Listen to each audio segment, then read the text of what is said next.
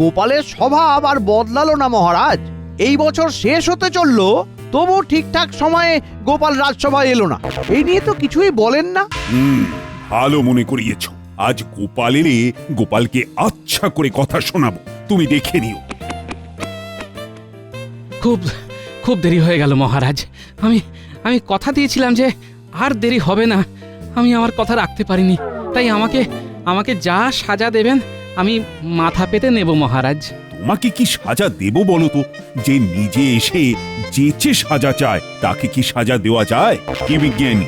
এটাই তো গোপালের গুণ মহারাজ। গোপাল জানে যে সে দেরি করে এসে অন্যায় করেছে, তাই শাস্তি আগে ভাগে চেয়ে নিয়েছে। ব্যাস, 7 খুন মাফ হয়ে গেছে। মহারাজের রাগ আর বিড়ালের আড়াই পা দুটোই সমান। বুঝলে মন্ত্রী, নিজে থেকে যে বিচার চায় তাকে ক্ষমা করে দেওয়াই উচিত। কি বলো? ঠিক আছে মহারাজ, কাল আমিও দেরি করে সভায় এসে ক্ষমা চেয়ে নেব। না না মহারাজ, একদম আমাকে ক্ষমা নয়, আমাকে শাস্তি দিন। আমি শাস্তি চাই। আমাকে শাস্তি না দিলে সবাই ভাববে আপনি আমার প্রতি পক্ষপাতিত্ব করছেন। না না, সে হবে না মহারাজ। আমাকে শাস্তি পেতেই হবে, তবে শাস্তিটা আপনি দেবেন মহারাজ, এই মন্ত্রী মশাই নয়। তুমি তো আমার ধর্ম সংকটে ফেললে গোপাল। আমি তো তোমাকে শাস্তি দিতে চাইছি না। অথচ আমি শাস্তি নিতে চাইছি। করেছি দোষ, দেব খোরপোশ।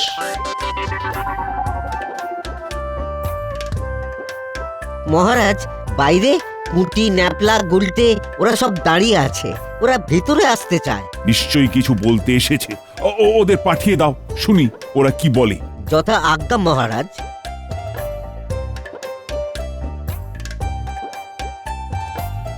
আচ্ছা, তোমার বানর সেনা দল হঠাৎ করে এলো কেন বলো তো? বাড়িতে কি খিচুড়ি পাকিয়ে এসেছো? কি হয়েছে? ওরা এখন রাজসভায়, হাতে ওটা কি? গোপাল দাদু দিদার সঙ্গে ঝগড়া করে কিছু না খেয়ে চলে এসেছে। তাই দিদিমা গোপাল দাদুর জন্য কিছু শুকনো খাবার পাঠিয়ে দিল। আহা, এরই নাম ভালোবাসা। কি গোপাল, দেখো তো তোমার কেমন চওড়া কপাল। না না গোপাল, এটা ঠিক কথা নয়। রাগ প্রশমিত করো। নতুন বছরে সবাই মনে মনে ভেবে নাও, অকারণ রাগ করব না। রাগ করলে কিন্তু দণ্ড পাবে। খুব ভালো প্রস্তাব মহারাজ। আমি আর একটু যোগ করতে পারি? করতে পারো, বলো বলো কি যোগ করতে চাও? হ্যাঁ, বছরের শেষ দিনে একটা প্রতিযোগিতা করি। আমরা প্রত্যেককে রাগাবো। যে রাগবে তাকে খাওয়াতে হবে নববর্ষের খাবার, মানে বুঝতেই পারছেন, রাজসিক খাবার, এবং নিজের হাতে রান্না করে খাওয়াতে হবে মহারাজ। রান্না করে কে খাওয়াবে? যে রেগে যাবে। গোপালের ভাগ্যেই পড়তে পারে, কারণ গোপাল কথায় কথায় যেরকম রেগে যায়, তাতে ও রাগ সামলাতে পারবে কিনা সেটাই দেখার। মন্ত্রী মশাই, দেখা যাক। এই বাজে কথা রেখে যাও, খাবারটা খেয়ে নাও তো। যথা আজ্ঞা মহারাজ।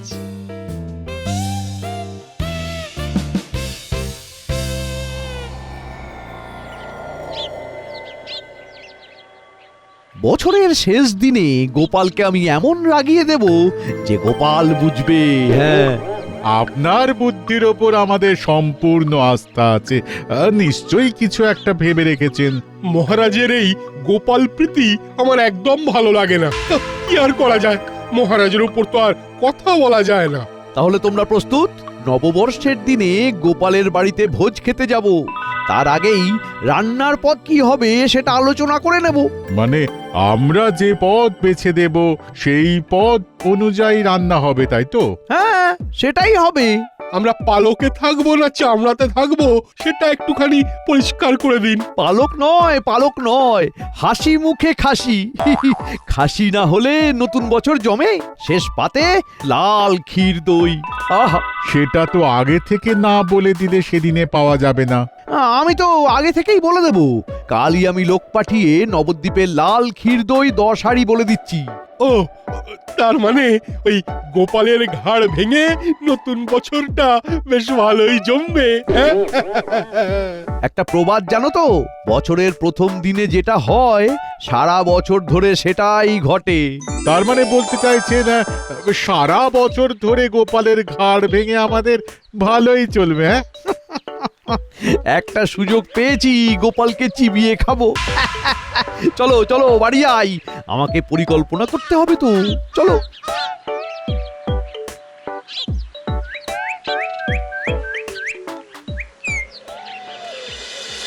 কি গোপাল, কি ভাবছো? পুরনো বছরের শেষ দিনে মন্ত্রীমশাইকে কিভাবে রাগাবো সেটাই চিন্তা করছি, বুঝলে?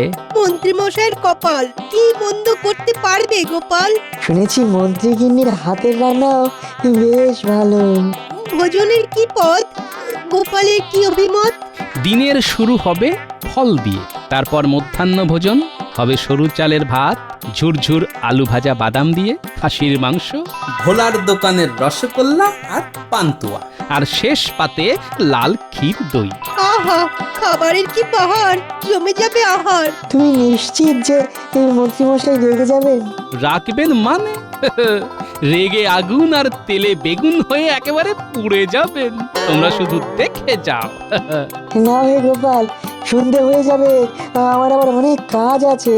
তোমরা এগো, আমি একটু ভোলার দোকান থেকে ঘুরে বাড়ি যাব। কেন ভোলার দোকানে এখন?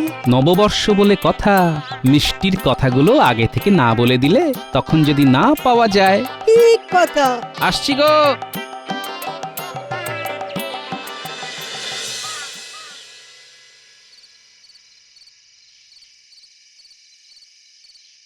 কি গো গোপাল দাদা, কিছু লাগবে নাকি? শোনো, নববর্ষের দিন 4 হাঁড়ি রসগোল্লা, 4 হাঁড়ি পান্তুয়া আর লাল ক্ষীর দই আনবে এবং এনে সোজা মন্ত্রীমশাইয়ের বাড়ি পাঠিয়ে দেবে। আর একটা কাজ তোমায় করতে হবে। কি কাজ?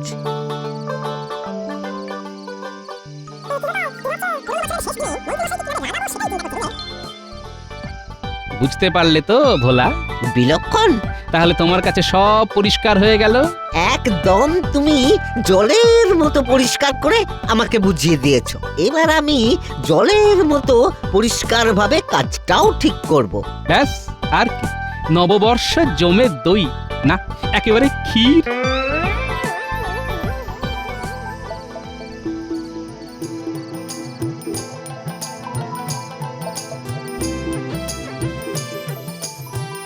কি গো গিন্নি, এখানে এভাবে দাঁড়িয়ে কেন? আর বলো না, সকাল থেকে মনটা কেমন খচখচ খচখচ করছে। না খেয়ে চলে গেছো, আমার তো গলা দিয়ে খাবারই নামলো না গো। আচ্ছা, সকালবেলা আমাকে এইরকম ভাবে কষ্ট দেওয়ার কোনো মানে আছে? হ্যাঁ, আর হবে না গো, এই বছরে এই শেষ রাগ। আমি প্রতিজ্ঞা করছি, আর আমি কোনো দিন রাখবো না। হ্যাঁ, এই দেখো, তোমার আমার কেমন মিল। আমিও প্রতিজ্ঞা করেছি যে হট করে রেগে আর আমি যাব না। যে যতই রাগাক না কেন, আমি মাথায় বরফ চাপিয়ে রাখবো। এটাই আমার নতুন বছরের অঙ্গীকার। না, আমি খাবার বানিয়েছি। এই তুমি আমি দুজনে বসে খেয়ে নি। আহ, কি সুখ যে পেলাম আজ, এ আমি জন্ম জন্মান্তরে ভুলবো না। চলো গিন্নি, ঘরে চলো, হাত মুখ ধুয়ে দুজনেই খেতে বসি।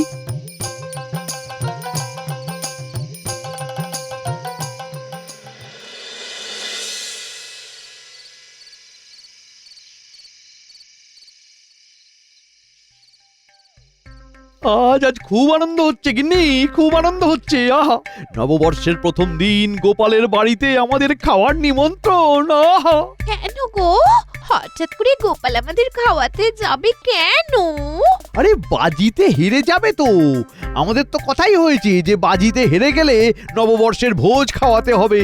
ও, গোপাল হেরে গেলে তোমাদের খাওয়াবে? কি জানো, সেই গাছে কাঁঠাল আর গোফে তিল দেওয়ার মতো ঘটনা।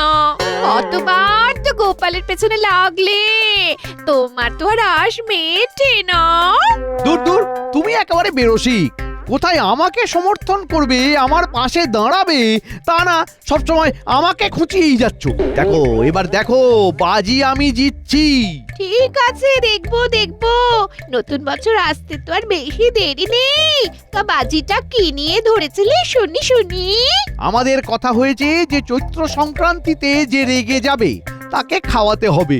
আর তুমি তো জানো গোপাল বদরাগী, পান থেকে চুন খসলেই রেগে যায়। আর তুমি আমাকে দেখেছো, 7 চড়ে রা কাটি না। তাই তো এত বিশ্বাসের সঙ্গে বলতে পারছি, জিতটা আমার শুধু সময়ের অপেক্ষা, বুঝলে? আমি অপেক্ষায় থাকলাম। ব্যাস, তোমার কাছে আর আমার কিছু চাওয়ারই নেই। আমরা শুধু সেই দিনকে হাত ধরাধরি করে গিয়ে পেট ভরে খেয়ে আসবো।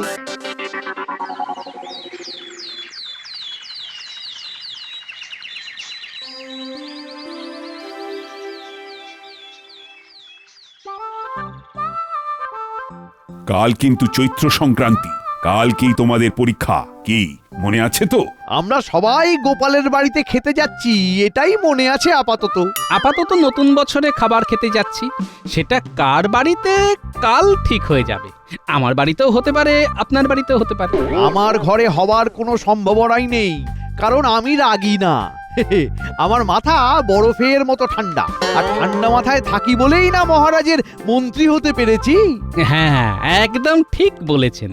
আপনি এমন মন্ত্রী যে মহারাজের পাশেই ঠিকঠাক দাঁড়াতে পারেননি। মহারাজের পাশে দাঁড়াতে পারি কি না পারি সেটা তো মহারাজ দেখবেন। না না না না না, শুধু মহারাজের একার দায়িত্ব নয়, প্রজাদেরও দায়িত্ব যে তাদের মন্ত্রী কতটা বুদ্ধিমান সেটা জানার। তার মানে গোপাল, তুমি বলতে চাইছো যে আমাদের মন্ত্রী ঠিক ততটা বুদ্ধিমান নন? গোপাল খেলা শুরু করে দিয়েছে আজ থেকেই। মন্ত্রী গোপালের বুদ্ধির কাছে হার মানবেই, এটা আমার বিশ্বাস। দেখা যাক, আর তো মাত্র কয়েক ঘন্টা। বলছি, তোমরা কি আজ থেকেই শুরু করে দিলে? আজ তো মহড়া, কাল যুদ্ধ। আজ হলো মহড়া, কাল মহারণ, পরশু মোদের বর্ষবরণ, আসছে নতুন সন। থাকবো আমি হাসি মুখে, খাবো ছানা বড়া, মন্ত্রী মশাই দেখবে আমায় চোখ করে ছানা বড়া। সে না হয় দেখা যাবে যে কে চোখ ছানা বড়া করে কার দিকে তাকায়।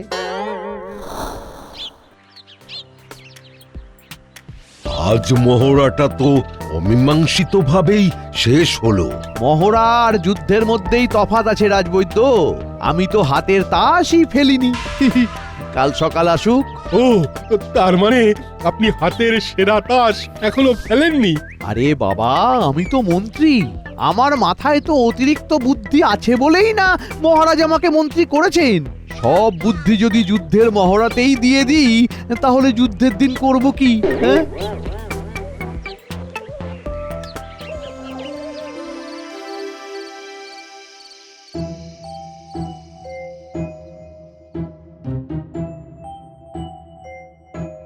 বুঝলে গিন্নি?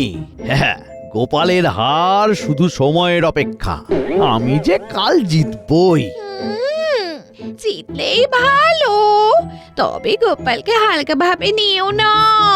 শোনো শোনো, আমি মন্ত্রী, মন্ত্রণা দেওয়াই আমার কাজ। কত ঠান্ডা মাথায় আমাকে ভাবতে হয়, এই দিকটা দেখো। দেখি কাল তোমার কি হয়। তুমি আশা করতে পারো, কিন্তু আমি গোপালকে একদম হালকা ভাবে নিতে পারছি না।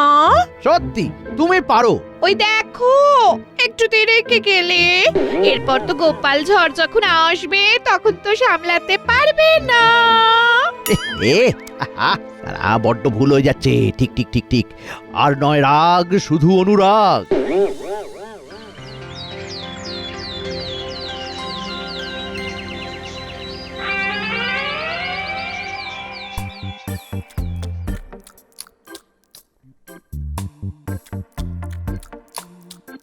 বাবা, আমি চলে এলাম আপনাদের প্রণাম করতে আর আশীর্বাদ নিতে।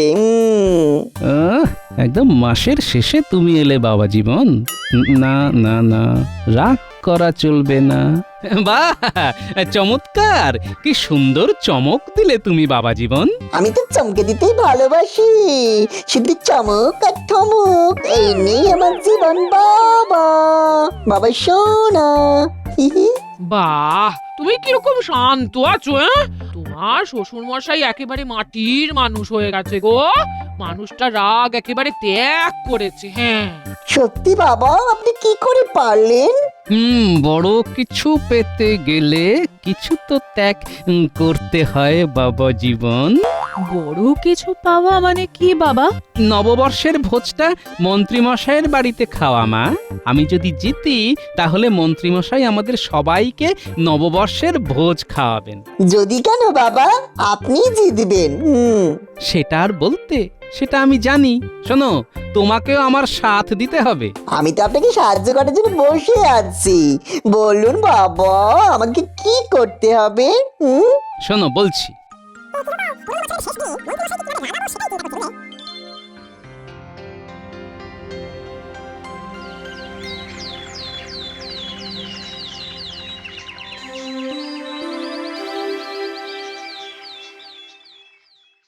কি মন্ত্রীমশাই, বাংলা বছরের শেষ দিন কেমন লাগছে?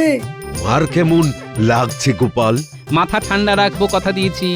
আগামী বছরের শেষ দিন পর্যন্ত কথা রাখবো, এই আমার নববর্ষের অঙ্গীকার। মন্ত্রীমশাই পারবেন না। তুমি কি আজকাল জ্যোতিষ চর্চা করছো নাকি? হিমা, এইটুকু কথাতেই আপনি রেগে যাচ্ছেন? কোথায় রাখলাম? আমার শরীরে রাগ নেই, আমার রক্ত ঠান্ডা হয়ে গেছে গোপাল। ওহ, গোপালের পর পর ঝড় আসছে, মন্ত্রী কিন্তু এখনো টিকে আছে। গোপাল দাদা, আমরা ঝাঁকা নিয়ে এসে গেছি গো। ঝাঁকাগুলো কোথায় নামাবো? এইখানে না, এইখানে না, এইখানে না, সবকিছু মন্ত্রীমশাইয়ের বাড়িতে নামাতে হবে। সে কি, মন্ত্রী মশাই যে বললেন সব জিনিস গোপাল দাদার বাড়িতে নামবে? সে তো আগের দিন কথা হয়েছিল। যা বাবা, তার জায়গা যে বদলে গেছে, মন্ত্রী মশাই তো জানাবে নাকি? মন্ত্রীমশাই হয়তো ভুলে গেছেন। যাকে যাক, কাল মন্ত্রীমশাইয়ের বাড়িতে ভোজ, তোমরা সবাই এসো। মন্ত্রীমশাই আমাকে বলে দিয়েছেন তোমাকে বলে দেওয়ার জন্য। বেশ বেশ বেশ, এই চলো চলো সবাই চলো।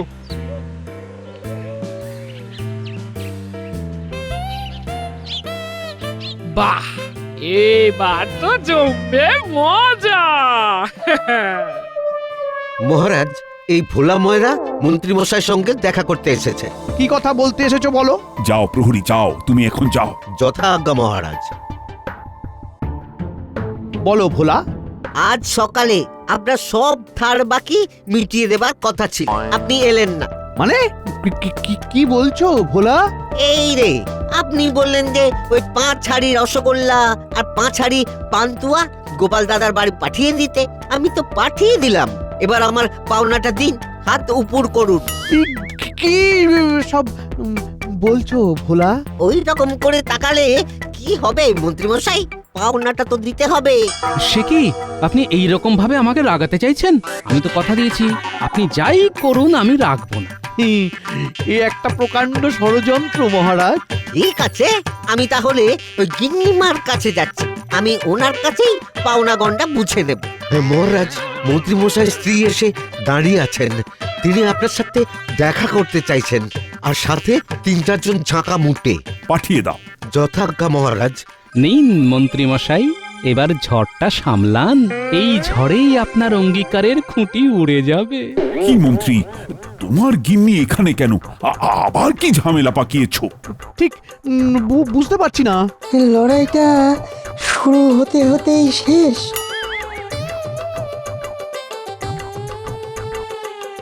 কি হয়েছে মন্ত্রী বউ? এই যে মহারাজ, দেখুন দেখুন, এই ঝাঁকা মুচ্ছে না আমার বাড়িতে বাজার নামিয়ে বলছে পাওনা দিতে। আপনারা যে ভোজের স্থান পাল্টাবেন আমাদের তো জানা ছিল না। ওই তো গোপাল দাদার জামাই তো পরিষ্কার করে বলে দিল, মন্ত্রী মশাইয়ের বাড়িতে ভোজ হবে, আমরা গরিব মানুষ, আমাদের এরকম হ্যাটা করা উচিত? না না না, একদম নয়। দিন মন্ত্রীমশাই, ওদের পাওনা গন্ডা মিটিয়ে দিন। এই সব ইচ্ছে করে করা ষড়যন্ত্র। ব্যাস, যুদ্ধে হেরে গেলেন, সেই তো রেগে গেলেন। রাগ সামলানো কি চারটিখানি কথা? আমি জানতাম মন্ত্রী তুমি হারবে। গোপালের বুদ্ধির কাছে টেকা ভারী শক্ত। সুতরাং কাল তোমার বাড়িতেই ভোজ। এই থাকো তোমার ভোজ নিয়ে, আমি চললাম। ও গিন্নি, আরে তুমি যেও না লক্ষ্মীটি। মারুন দশা। আমার পাওনাটা, আমাদের পাওনাটা। আমি পাগল হয়ে যাব।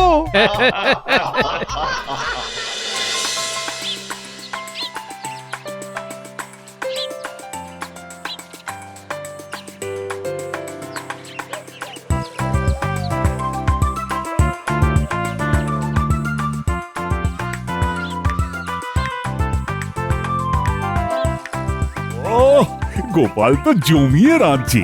যাও যাও, একটু সাহায্য করো, অন্তত জোগাড়েটা হও।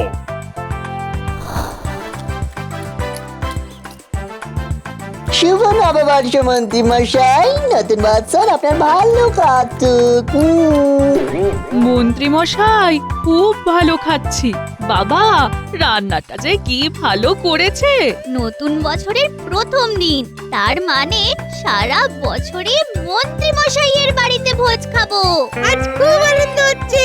মন্ত্রী, এই নতুন বছরে একটা শপথ নাও, গোপালের সাথে আর বুদ্ধির খেলায় যেও না, কেমন?